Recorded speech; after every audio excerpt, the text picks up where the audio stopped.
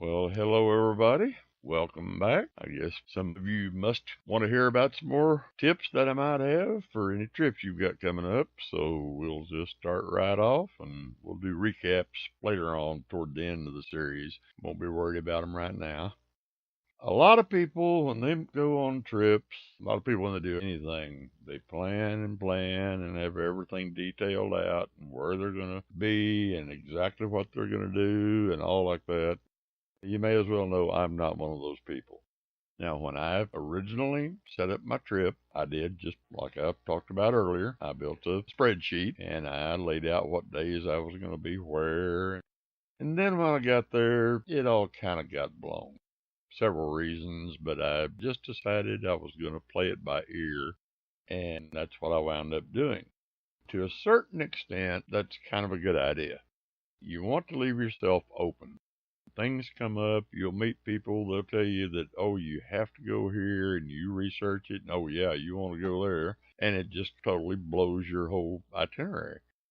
So, one thing that you ought to really think about, and there's downsides to this, but you ought to really think about it when you first decide to book a place to stay when you get to Thailand. Don't book for more than 1, 2, or 3 nights. And there's several reasons why. One of them I already said, your plans may change. Another one might be you might hate the place, especially if you're in the tourist areas and there's bars anywhere around or there's markets around and like that where there's a lot of people. There's going to be some noise, and sometimes it may go on till 2, 3, 4 in the morning, and you have a hard time sleeping. So you don't want to nail yourself down to one particular place. Now, if you stay at the Hilton or something like that, you probably don't have to worry about that. But still got to worry about the fact that your plans may change, and some of them will penalize you if you book for a week or 2 weeks or whatever and decide to go somewhere else and want to get out of it. Well, yeah, you probably can, but more than likely you're going to have a penalty involved. Now, it is cheaper usually. If you call a place up and say you're going to stay for 2 weeks, it is cheaper than one night at a time. And that's understandable, like with anything. So it'll cost you a little more to do it the way I'm saying. But there are still some advantages, especially if you're going over there, say, for something that's set up to do that your timeline is nailed down, then fine. Yeah, you can book it for whatever time you're going to be there. But if you're just over there, kind of like I was, and just want to go see the place, see what you can, then maybe y'all think real seriously about only booking a couple of nights. And once you get there, you're going to find a lot of places to stay. Now, this is tougher during the high season, but there are still plenty of places to stay. They may try to take advantage of you a little bit more if they know that you're kind of out on a limb. But there's plenty of places to stay, and especially once you get to know people over there and get to be friends with them, they're going to have lots of ideas on places where you could stay. So just, consider that tip number 5. Don't just go off the deep end and book hotels everywhere and buy packages to see certain things and tours, and leave yourself open a little bit. It can go awry, so keep that in mind too. It's still not a bad idea to kind of leave yourself open, at least a little bit. Now, if you're going over there with your family, everything else, well, all this goes out the window. But if you're going over there just you and maybe one other person, think about it. Okay, tip number 6.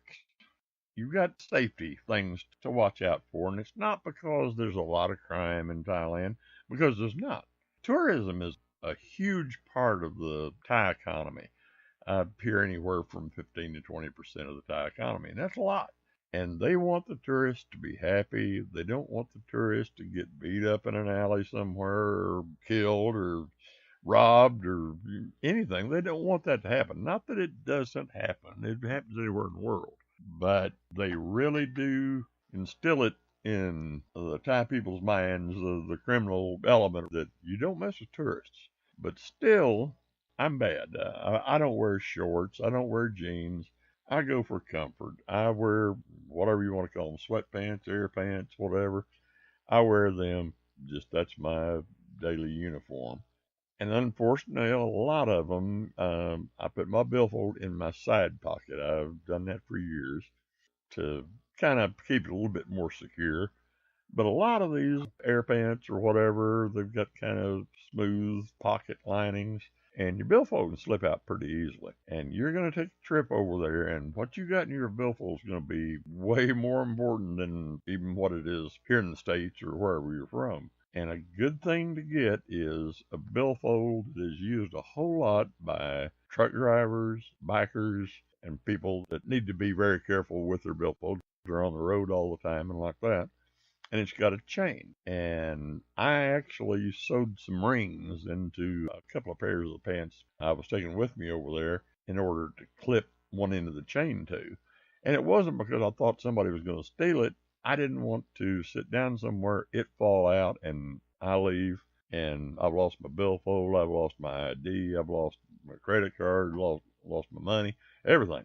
So I did buy me one. Now, I didn't buy it as such. I bought a billfold that had a ring attached already, and then I bought a chain separately. But you can buy them together. Amazon's got them. Look up trucker's billfold or a biker's billfold.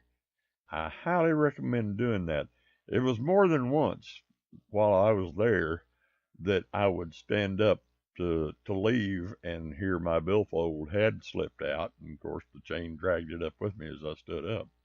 And it's not going to stop a determined thief. Unless you buy a real expensive one, they're fairly easy to break by pulling on them hard enough. But that again, that's not what it's for. It's to keep you from losing something. A lot of people even do the same thing with their phones. You can get attachments that go on the back of your phone and hook a chain to it because people just have a tendency to set it down and leave it. I lost my phone while I was over there one night. I'll go into a story about that later, maybe. And I got it back, wasn't any problem. But I did lose it. So really kind of look into that. It's just another measure of safety. Now, the pants I wear, they've got the ties on them where you tie a bow knot in them. And I found out later I could just hook the other end of the chain to the bow knot. And that was fine, so I didn't have to worry about anything else. I just hooked it on it. But that would be my tip number 6. You ought to think about it. I've gone a lot longer than I intended to. I'm too long-winded, and I apologize. It's already pushing 10 minutes here, and I said I was going to make it 10 minutes. But maybe there'll just be more of these. Those 2 will be today's tips.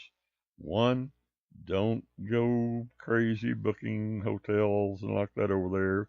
Book a couple of nights only. And when you get there and you get settled in, you may want to stay in a different area. You may not want to stay there as long as you intended. So think about that. And the other one is get a billfold that has a chain on it and some way to attach it to yourself. A belt, the bow knot like I did, or sew a ring into your pockets. I'm going to call it quits right there. And like I say, I apologize. I only got 2 tips in here this time, but I'm already past the 10 minutes. Like what you heard, click like. If you don't, click unlike. If you think, hey, stop being so windy and get to 3 or 4 of these in one video, tell me that. Make a comment, whatever you want to do. I just appreciate you listening, and we'll see you in the next one. Bye-bye.